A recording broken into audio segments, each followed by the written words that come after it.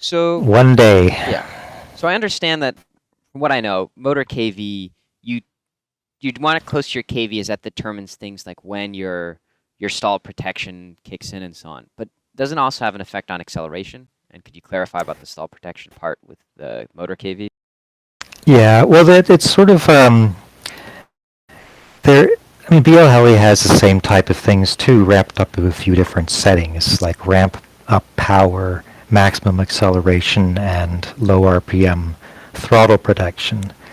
And AM32 just sort of takes those three ideas and bases it off of the motor KV. So as the RPM increases, the allowable throttle increases too, proportionally. And so that's based off of, because, and then that's, when you've got a setting like low RPM throttle protect, low RPM is going to mean different things depending on whether it's a 9,000 kV motor or a 200 kV motor. So the slider has to be there to really tell the firmware what low RPM for that motor should be, so it can put it in the right range of allowing the throttle to the throttle maximum to increase as the RPM increases. Did you So mention we're actually something? thinking of Sorry. changing that KV slider altogether to just change it to mean basically what I said, like it's going to be a low RPM protection level instead of motor KV, because that's really the only thing that it's really doing right now.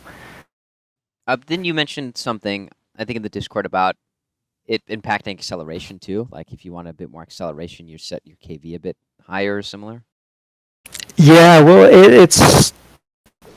I always try to recommend to keep it as close to the actual motor KV as possible, but if you want to get a little bit faster acceleration, if you take the KV slider and you lower that lower than your actual motor KV, so if you had a 2000 kV motor, you put the slider to 1000 kV, then what happens is the throttle protection, so the things that are keeping the throttle low at different RPM levels, will come off at a lower RPM. So basically that motor will have more power available to it at a lower RPM.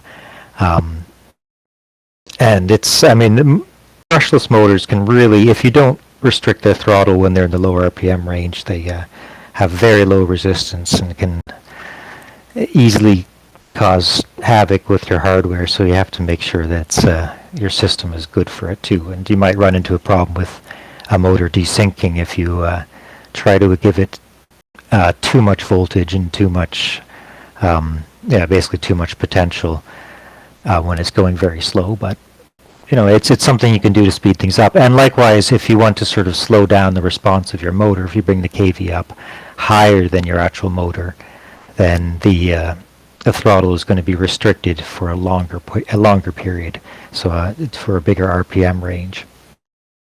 All right, thank you.